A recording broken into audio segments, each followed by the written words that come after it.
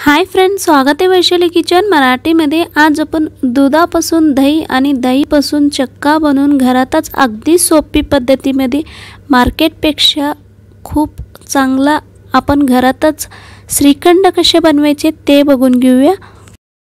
चला तर मग आजची रेसिपी आपण सुरू करूया।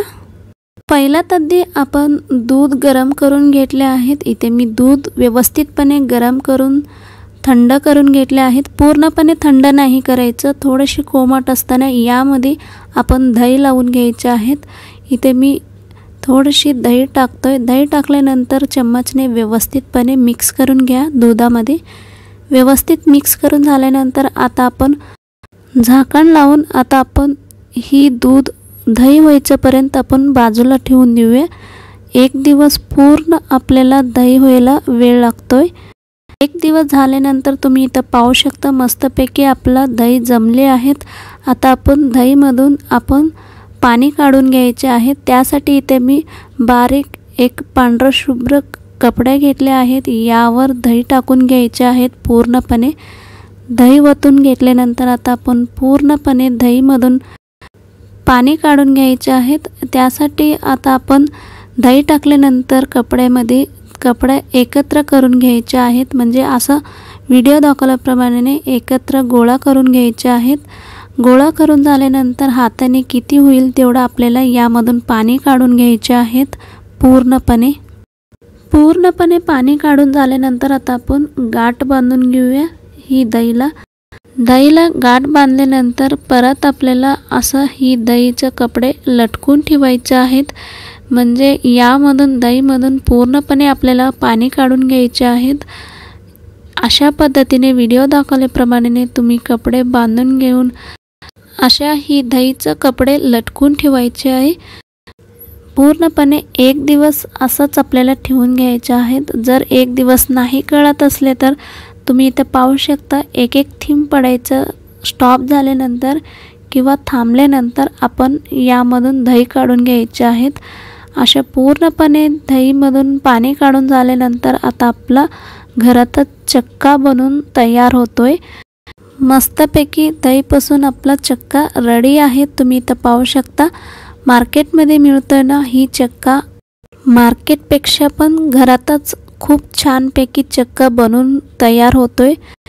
चक्का बनवून झाल्यानंतर आता आपण ही चक्कापासून श्रीखंड कसे बनवायचे ते बघून घेऊया। एका बाउलमध्ये ही चक्का टाकल्यानंतर आता आपण यामध्ये साखरचा पूड टाकून घेऊया। इथे मी ही चम्मचने 4 ते 5 साखरचा पूड टाकले आहेत किंवा तुमच्या चवीनुसार तुम्ही यामध्ये साखरचा पूड टाकून घ्या। अख्खा साखर टाकायला जाऊ नका, कारण कचकच लागतो खाताना, त्यामुळे साखरचा पूडच टाकून घ्या। जर साखरचा पूड नाही असले तर घरी मिक्सरच्या भांड्यामध्ये बारीक करून घ्या, मग यामध्ये टाकून घ्या। आता साखरचा पूड टाकल्यानंतर यामध्ये आपण ड्रायफ्रूट्स टाकून घेऊया। इथे मी 8 ते 10 काजू आणि बदाम बारीक कट करून यामध्ये टाकून घेतले आहेत। काजू आणि बदाम टाकल्यानंतर आता आपण यामध्ये वेलची पूड टाकून घेऊया। इथे मी 1 छोटा चम्मच वेलची पूड टाकले आहेत। आता आपण यामध्ये केसरचं पाणी टाकून घेऊया। इथे मी 8 ते 10 केसर पाणीमध्ये भिजत टाकले होते 5 मिनिट। केसर टाकल्यानंतर व्यवस्थितपणे चम्मचने मिक्स करून घ्या। तुम्ही पाहिजे तर केसर दुधामध्ये पण भिजत टाकून यामध्ये टाकू शकता किंवा पाणीमध्ये पण भिजत टाकून यामध्ये टाकू शकता। केसर दुधामध्ये किंवा पाणीमध्ये भिजत टाकताना 5 मिनिटं तरी छानपैकी भिजू द्यायचं, मगच यामध्ये टाकून व्यवस्थितपणे छानपैकी चम्मचने मिक्स करून घ्यायचे आहेत। व्हिडिओ दाखवल्याप्रमाणे अशा पद्धतीने छानपैकी मिक्स करून घ्या। व्यवस्थितपणे मिक्स करून झाल्यानंतर आता आपला श्रीखंड बनून तयार आहे। तुम्ही इथं पाहू शकता चम्मचवरून खाली पटकन पडत नाही ही श्रीखंड, त्याचा अर्थ परफेक्ट श्रीखंड झाले म्हणून समजून घ्यायचं। श्रीखंड रेडी झाल्यानंतर आता आपण 2 तास फ्रीजमध्ये ठेवून घ्यायचं। 2 तास झाल्यानंतर इथे मी श्रीखंड बाहेर काढून घेतले आहेत। मस्तपैकी श्रीखंड थंडगार झाले आहेत। इथे मी एक सर्विंग बाउलमध्ये सर्व करत आहे। बाउलमध्ये सर्व केल्यानंतर इथे मी यावर थोडीशी कट करून काजू आणि बदाम टाकतोय, थोडीशी चांगलं दिसू दे म्हणून। तर बघितलं ना मित्रांनो, घरातच अगदी सोपी पद्धतीमध्ये केसर आणि वेलचीचं फ्लेवरचं श्रीखंड कशा बनवायचं म्हणून खूप इझी रेसिपी आहे. नक्की एकदा ट्राय करा.